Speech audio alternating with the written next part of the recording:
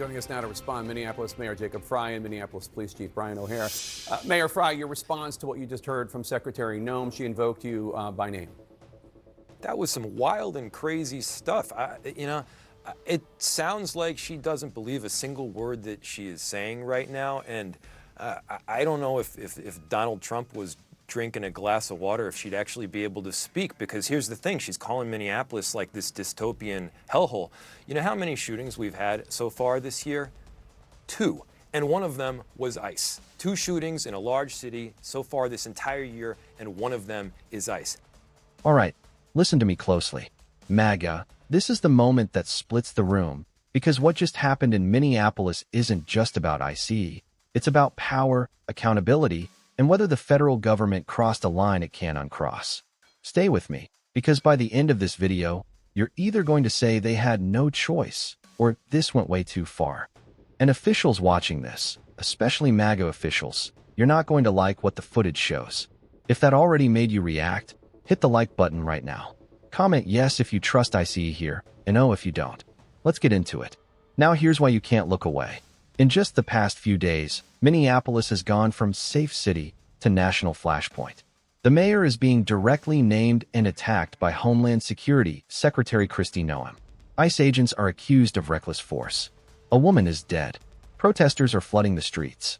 And MAGA media is framing this as chaos, while local officials are calling it federal abuse. She was there to engage in obstruction of a legitimate law enforcement operation. How did she get there? How did she learn about this? There's an entire network, and frankly, some of the media are participating in it, that is trying to incite violence against our law enforcement. And MAGA, this is where the tension really starts. Because the mayor says there have only been 2 shootings in Minneapolis this year. 2. And one of them involved ICE. Let that sink in. If you think that number sounds impossible, pause and replay that. 2 shootings. 1 by ICE. So how did we get here? This all exploded after an ICE-involved shooting killed Renee Good. Almost immediately, Kristi Noem went on TV and painted Minneapolis as a lawless dystopia.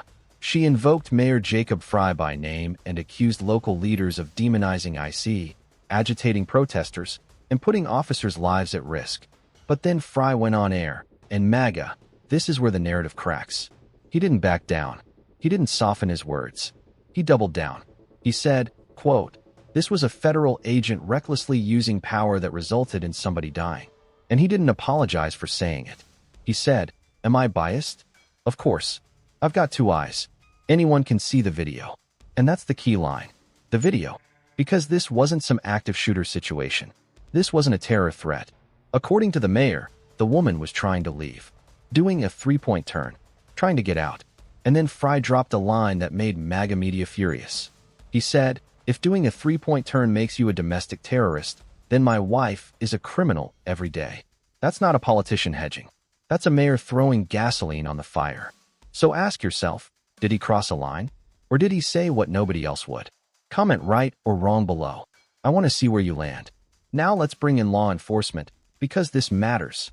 The Minneapolis police chief didn't attack ICE emotionally. He went tactical, policy, training, use of force. He said professional law enforcement has an obligation not to create unnecessary danger. Officers must use sound tactics, proportional response, avoid escalating risk. And then he said something important. Officers can't control the actions of others, which is exactly why every use of force needs a full, impartial investigation. That's not anti-police. That's procedure.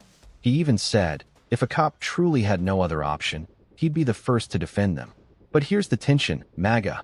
Local police are saying, investigate. Federal officials are saying, trust us. And the public is saying, we saw the footage. Now let's talk about the backlash. The Minnesota Police Union released a statement accusing Mayor Frey of hateful, anti-law enforcement rhetoric. They said his words are making officers' jobs more dangerous. And Frey responded directly. He said he supports Minneapolis police. He opposed defunding when it wasn't popular. He praised officers working overtime. He pointed out something shocking. Local police are outnumbered by ICE agents in their own city. Think about that. Local law enforcement outnumbered by federal agents in a U.S. city. MAGA, does that sound like normal enforcement or federal occupation? Comment what you think. Seriously, Then comes the hardest question of all. A reporter asked, "Aren't ICE agents just doing the job they were sent to do by President Trump and Secretary Noem? If people are mad, shouldn't they protest the White House, not the agents?" And Frey said something that should stop everyone cold. He said, yes, laws must be enforced, but enforcement must be constitutional. Then he listed what's happening on the ground. People grabbed off the street, pregnant women dragged, high schoolers detained, American citizens taken away, Latino and Somali communities targeted. And he said this isn't indiscriminate. It's discriminatory first, then indiscriminate after. MAGA, agree or disagree. That's an explosive accusation. Now let's bring in what you are saying, because the comments section tells the real story. One comment says body cameras on all ICE agents should be mandatory. Another says Kristi Noem lied with a straight face and should be impeached. Another says this administration is stirring unrest on purpose. Masked men with guns running down Americans feels dystopian. And then there's this one that caught my eye. Businesses refusing service to ICE. No food, no gas, no hotels. That's not policy. That's moral resistance. Is that justified? Or is that dangerous? Comment ban or serve. I want to see it. Another commenter raised a terrifying question. How many kidnappings are happening now because criminals can dress up as masked ICE agents? That's not conspiracy. That's a real public safety issue.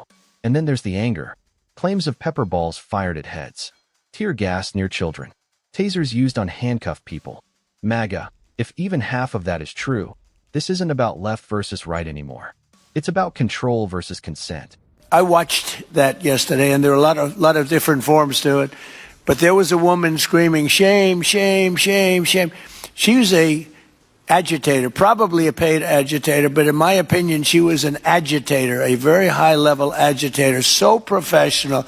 She wouldn't stop screaming. I said, this isn't a normal situation. This is a professional troublemaker, because you heard it and I had it. Now, I will say this. The news sort of turned her down, turned her off, because you're trying to watch. She was so loud and so crazy and just not normal. When somebody sees something like that, they don't go screaming and the same words. So I guess you could say professional, but I didn't think she did a very good job. You have agitators, and we will always be protecting ICE, and we're always going to be protecting our Border Patrol and our law enforcement. Now here's what this really means going forward. Minneapolis isn't backing down. Protests are staying mostly peaceful. Officials say they won't take the bait. They believe the Trump administration wants escalation, an excuse to bring more force. And the mayor says they're not giving it to them. So here's the real question that ends this video. Did ICE protect the law or damage trust beyond repair? Did MAGA leadership restore order or light a fuse? Comment yes if you stand with ICE. Comment no if you think this went too far. Hit like if this made you pause. Subscribe to Breaking Supporters for daily and censored political commentary. And in the next video, we're breaking down what Congress can actually do next and why this investigation could ripple far beyond Minneapolis. You don't want to miss that. I'll see you there.